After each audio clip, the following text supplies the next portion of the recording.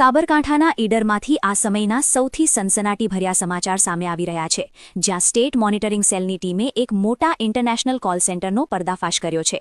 ચોંકાવનારી વિગત એ છે કે આ આખું કૌભાંડ ઈડર બરવાવ રોડ પર આવેલા ભાજપના પૂર્વ ઉપપ્રમુખ મુકેશ સોલંકીના બંગલામાં ધમધમી રહ્યું હતું. છેલ્લા 3 વર્ષથી ઓનલાઈન ક્લાસીસ ચલાવવાના બહાને આ બંગલો ભાડે રાખવામાં આવ્યો હતો, પરંતુ તેની અંદર વિદેશી નાગરિકોને લોન આપવાની લાલચ આપીને કરોડો રૂપિયાની છેતરપિંડી આચરવામાં આવતી હતી. એસએમસીની ટીમે આ બંગલા પર સતત 15 કલાક સુધી દરોડાની કાર્યવાહી કરી, જેમાં ટેકનોલોજીનો મોટો જથ્થો ઝડપાયો છે. સર્ચ ઓપરેશન દરમિયાન પોલીસે 40 mobile phone, 12 laptop, 4 high speed router અને અન્ય ઇલેક્ટ્રોનિક સાધનો સહિત લાખોનો મુદ્દામાલ જપ્ત કર્યો છે.